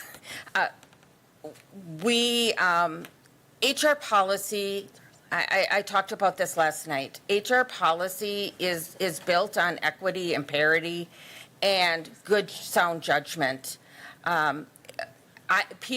Employees need to understand what they expect, and we need to keep that up. And I'm totally against, well, tell me if you want a couple days off and tell me why you're sick now. I mean, COVID happened for all of us, and it was horrible, and it still is horrible. But we are running a business here as well, and we decided as a council that, if you had this, you were going to lose your pal. These people did get paid out of their sick leave. I mean, they did get their sick leave. We're only talking about a provision that says if you're not sick for this many 6 months or whatever, you get an extra day off. That's what PAL is, so I want to make sure everybody understands that we are not taking away paid sick leave. They had their paid sick leave. So that's really important. The parity and equity is very important to me, and when we can't track why somebody was sick, because this came up for COVID, and why it got pulled back for any reason was we sent Tony back and said, check with the department heads if they tracked it. No one but one person said they tracked it. So we don't even know why people were sick. So now that's the problem with going backwards for a year and figuring out, well, you were sick here, which why were you sick? Did you have COVID? Were you just exposed? Where were you exposed? It's just, I think it's just kind of going down a rabbit hole. I think that, like I said, we decided as a council that we had switched this or taken the COVID precautions or the COVID issue off, and that we had done that we voted 3 separate times. And to try to go back for a whole year now I don't think it's good policy. I just don't. Thank you. Thank you. Alder Denny. Yeah, I think we're forgetting why it became an issue. It's not that people weren't informed, but some people were forced to take time off because of an exposure that they were not sick for. So they were taking time off to protect others they were not sick for, and they've been penalized in effect by that policy. So simply allow them to put in for it if they feel they deserve it. Maybe you'll get one guy, but it doesn't matter. If people feel aggrieved, let them take it. Alder Rasmussen. Thank you. I think it's important, though, that we remember, like the council president said, PAL days are bonus days. They're bonus time. They're not restoring sick leave. They're giving you extra days beyond your sick leave bank. And, we may not remember this always, but public employees in general are given reasonable accruals of sick leave and vacation. They're not working years and years and years to get any measurable amount of time. And so, we're fair in the benefit packages we offer in the first place. And, some of this quarantine exposure is probably the result of low vaccine uptake, because we've been operating under a system in our society for quite some time that asymptomatic vaccinated people were not required to quarantine for days and weeks. And so if that's a parallel problem that has created some of this situation, and, there's a measure out there that can protect a person and they choose to not take it, we can't help that, and we shouldn't be trying to adjudicate the politics of it. So I think that we need to be consistent in our management, and I think if we employ some type of honor system and we're trying to backtrack, over a year to figure out, whether we've got everybody, it's creating whiplash effect in the workforce, because they were told this is going away. They knew it. They expected it. Now it's like, oh, wait, now we're going to go back and and take a totally different path, I mean, there's just a total lack of consistency, and I think that really undermines our credibility as an employer. I mean, we need to be consistent in, if we roll out a rule, it's a rule, and just go forward from there. And I think maybe it was a mistake to even bring it back in the first place, because, I mean, retroactively, why? So. Thank you. Alder Larson. Thank you, Madam Chair. I was the other no vote on the HR committee, and I will be voting no again this time, because I agree with what's said. Why chase down this rabbit hole? You know, it's not good policy. It's not good practice. Thank you. Thank you. It looks like we are ready to vote. You may begin voting.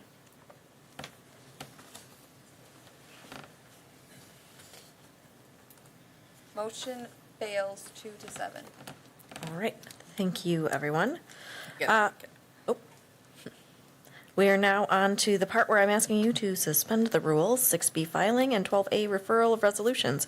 This does require a 2/3 vote. I would entertain a motion. I have a motion by Larson and a second by Rasmussen. You don't get to discuss this, so we just vote. You may begin voting.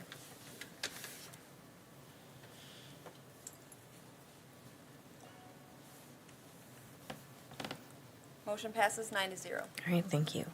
We are now on to file number 220604. It's a resolution approving temporary easement agreement for the use of Primary Connection Healthcare, Inc. property by the city of Wausau for athletic park event parking. I don't know if there's somebody that wants to brief on this. I know that Jamie was with us. Jamie, do you want to give us a little brief?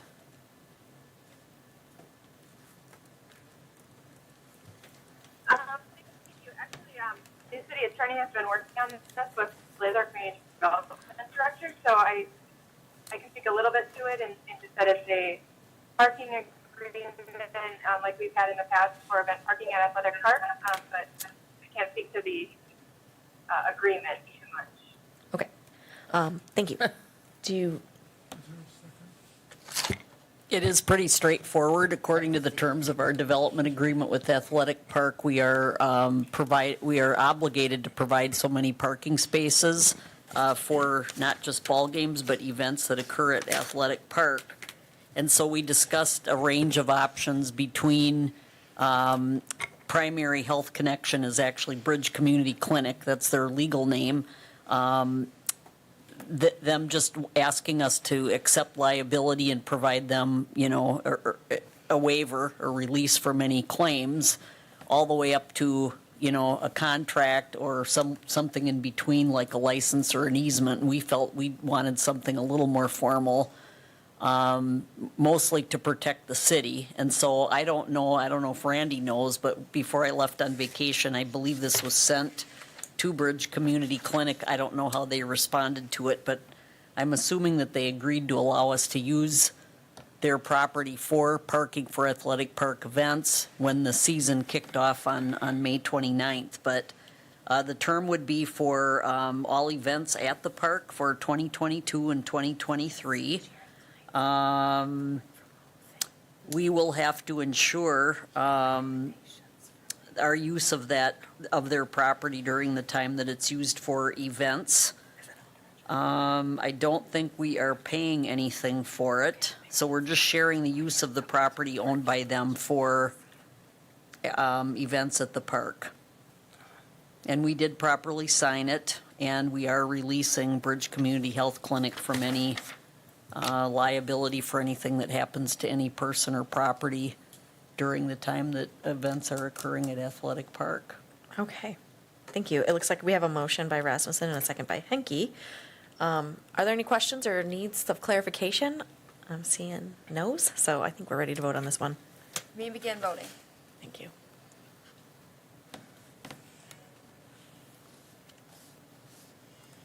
Motion passes 9-0. All right, thank you. We are now on to file number 031007. It's the resolution from the Finance Committee approving the 2022 Community Development Block Grant Program allocation. I have a motion by Denny. And a second by Rasmussen. We have both the president of the CDBG board and Shannon, who might be able to answer questions if you need any. Otherwise, we have our motion and our second. If there's any further discussion, I'd welcome it. Looks like we're ready to vote, though. You may begin voting.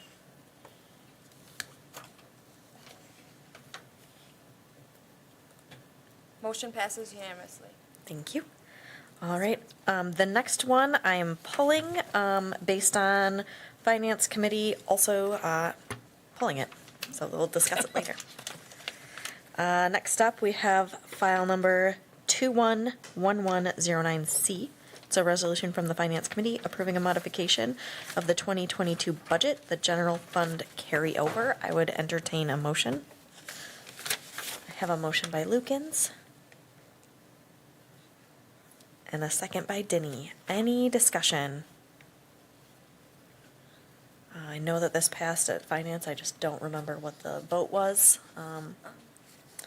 So- It was 4 I to think- 0. Okay, Yeah. unanimously. So I'm supposed to say that when we have these items. Any discussion here? Otherwise, we're ready to vote. You may begin voting. Motion passes unanimously. Thank you. Next up, we have file number 220606. A resolution from the Human Resources Committee approving the creation of an alternate work arrangement policy. This was taken up at HR yesterday. And I think it passed unanimously as well, but, okay, I would entertain a motion. Motion by Denny, second by Larson. Any discussion? Oh, just kidding. Motion by Larson, I just need a second, I guess. Second by Denny. Denny, Alder Denny, you can speak too. So this relates to a work-from-home arrangement? Yes. Okay. So a person could be quarantined, working from home, getting paid their PAL, theoretically? Okay, thank you. Any further discussion? It looks like we're ready to vote. You may begin voting. Motion passes 9-0. All right, thank you. We are on file number 220607. It's another resolution from the Human Resources Committee approving reallocation of 4 bus operator positions to bus operator 2. I'm just looking at what, if any, I'm guessing this passed unanimously as well, but yes, okay. I have a motion by Rasmussen and a second by Gisselman. Alder McElhaney. I just wanted to kind of talk. Oh, I don't think your mic is on. I must have turned off. I want to talk about this a bit, just very briefly, because transit is kind of tangential for most people. They're not immersed like I am and Greg. I think in a number of meetings ago, we talked about how, I think I talked about that I have great worries for the future of our bus system. We are down 8 or 9 bus drivers. We basically do not have any bus drivers for our school routes next year. Our school route bus drivers are flex shifts, working in the morning for the pickup from the home and drop off, and then off, and then the afternoon. We have had issues with recruiting bus drivers before. I think in 2019, we raised some wages, then we were staffed up, then COVID hit, and things just have gone bad since then. We have drivers that are, it's mandatory overtime. Greg is driving, supervisors are driving. We now have no one. We were not able to staff any of the events this summer for like we usually do, just due to just fatigue.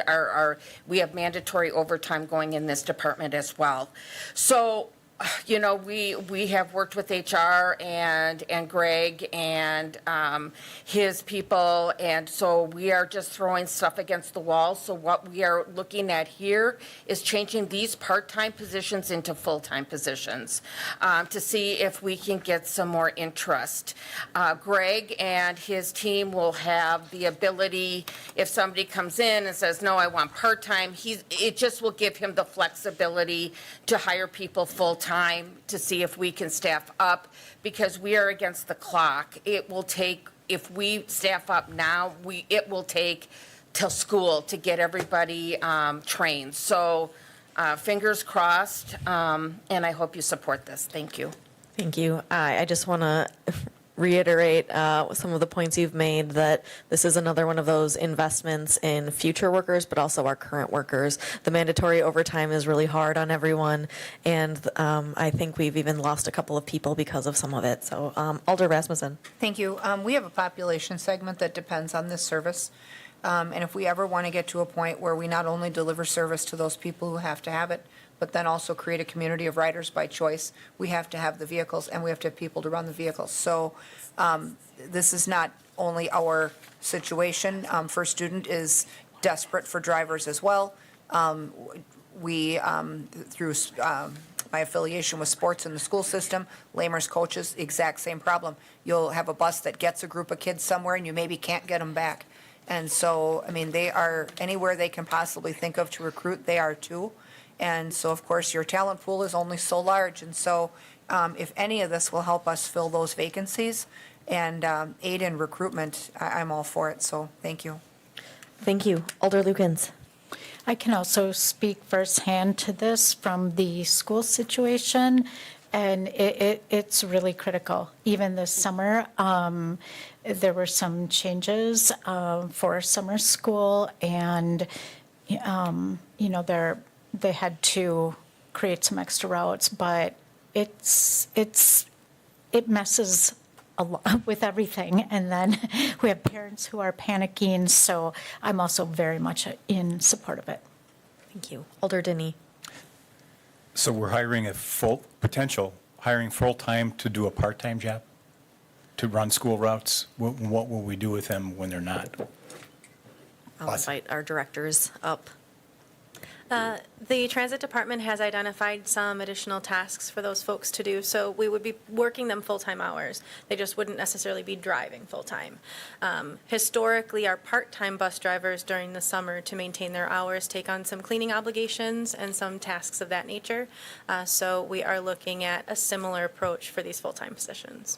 Okay, so there's not a union issue with putting them on other tasks than driving? There's not. Okay. We're also we're currently bargaining with this union, and we're looking at some other approaches as well that you'll likely see as part of the contract when it comes back to you. Thank you. So this is one of many things that we're attempting to do to address this problem. Thank you. And one future item we could put to this issue is why we're in the school bus. Maybe we need to re-look why we're doing school bus business to begin with, instead of yellow bus.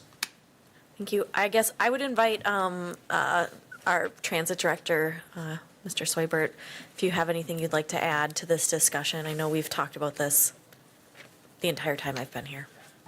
Sure. We hire, previously to this, we've hired to part-time almost exclusively. There's one exception in my career, and that's when we expanded for the opening of the mall. We added evening service, and so we hired to full-time. But as Tony said, and others have said, we've tried any number of things to hire. We had a difficult time hiring before COVID, and the challenge was the part-time, the split between the two shifts. And that's only gotten worse during COVID. We used to draw from a certain population of a certain age, and those folks stayed home during COVID, and they've not yet come back. So, in terms of the types of service we deliver, the district is unobligated to provide service within 2 miles of the school, and that's the service that we provide. Secondly, we get state and federal funds to do what we do, and were we not to do that, the district doesn't get those funds. And so this would be a burden for the taxpayer and for parents, and we fill that gap currently. I don't know who fills it if we don't, but that is kind of a nutshell, the case I would make to support that service. Circumstances are indeed dire. As others have said, I have driven, my staff have driven. We've forced every single person who is available, including people on their off day, to drive. if the changes we make during collective bargaining and also this one are not effective in this very small window we have before school starts, we will be cutting some service because what we're currently doing is not sustainable. Morale is very low, and we just plain and simple will not have enough bodies in the fall. And so this is one of the things we're going to try. And we may hire 2, we may hire 1, we may hire all 4. We just want the flexibility. The other situation we're currently dealing with is the departure of our HR director and the status of our collective bargaining. If we don't finish that in the next day or 2 here, there may be a delay, and so we may be forced to pursue the full-time as an option because it'll be the only one we have available. Thank you. I don't see anyone else requesting to speak, so I think we are ready to vote on this. Thank you. Just kidding, Alder Lukens has requested to speak. I'm sorry. Sorry about that, but you're fine. I just wanted to make one more comment about the city bus versus yellow buses. There are thousands of students in the school district, and I can't emphasize enough what an important service it is. And there are ripple effects.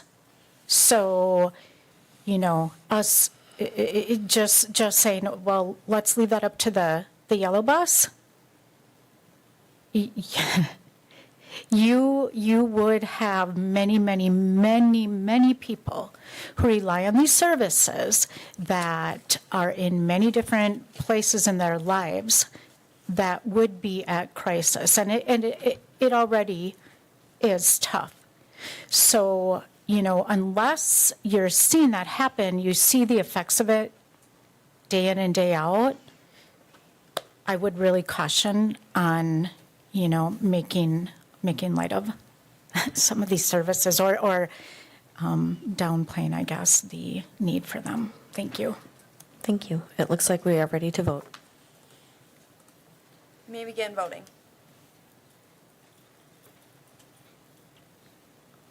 Motion passes unanimously. Thank you. All right, the next 2 items have passed HR committee, but have not passed finance committee. So it's up to you on what you want to do. I do believe you are welcome to make a motion and vote on this if you'd like. Otherwise, we can wait. So I guess I would entertain, Alder Rasmussen has her comment up. Thank you. The Finance Committee continues to meet twice a month, even though the council is meeting once a month.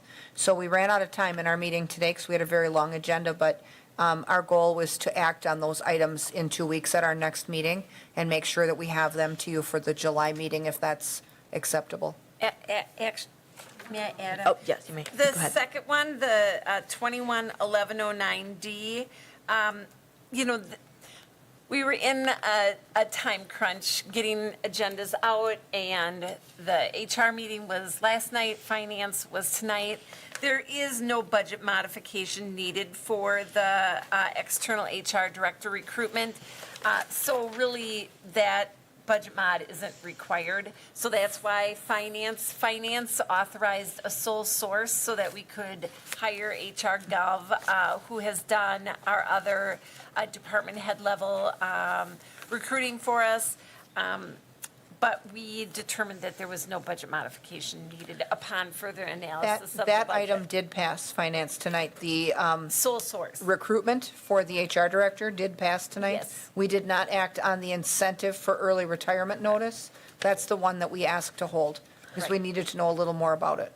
in the budget amendment, 21-1109D was determined unnecessary. Okay, so why don't we back up? So file number 120219, this resolution, unless somebody makes a motion, are we good to hold this over? Okay. Alder McElhaney. We'll hold it for the next meeting, is that okay? Yeah, you're looking at 9 and not 19. That's with your numbers. Yeah, yes, so this is the retirement incentive. Okay, all right, we'll talk about this next month then. All right, so then we'll go ahead and move on to file number 211109D. It's a joint resolution approving External HR recruitment, we are not doing a budget amendment because it's not necessary. I would entertain a motion. It looks like we already have one by Alder Rasmussen and a second by Alder Gisselman. Is there any discussion here or clarification needed? What's going on? Well, the only resolved is a budget mod. So, but we don't need a budget mod. So what do you think? Would you like them to make a motion to change the resolution? How would you like it to read? I think we're going to request some amendments here. Can do a play-by-play. So, because, I mean, right, that's what I'm thinking, you don't even need a resolution. I mean, historically, there is no requirement for council to approve a recruitment of a vacant position. So, finance authorized the sole source, even though it's thought that this will be about $20,000, truly, you know, based on our policy, I have the authority to do a sole source if it's under 25,000. But we thought for transparency purposes, because it was inching close to the 25,000, that we would bring it to finance. So the reason it was on finance was dual, sole source and a budget mod. Again, you know, we were under a lot of time pressure. Once I had an opportunity to review their budget, we realized a budget mod wasn't necessary. And so finance, right, in my mind, the whole resolution is unnecessary unless you just want to approve recruiting an HR director. But I believe that typically is not necessary. I'll withdraw my motion. Okay, second, are you okay with that, Mr. Gisselman? Okay, all right, so hey, we're all on the same page. Here we are. So we'll go ahead and move right along to file number 010115. It's a resolution from the Public Health and Safety Committee relocating District 6 polling place from Thrive Church to Sylvan Hill Park, located at 1329 Sylvan Street. It looks like I have a motion from Alder McElhaney and a second from Larson. I'm excited to go back to the public with this one. Any discussion here? Yes, yes. Any discussion here? Okay, it looks like we're ready to vote. You may begin voting.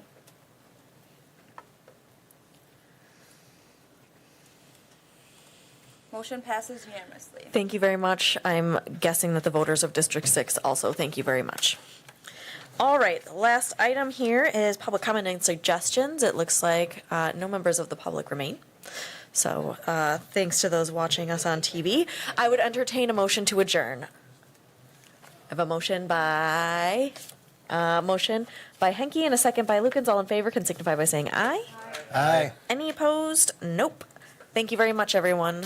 See you soon.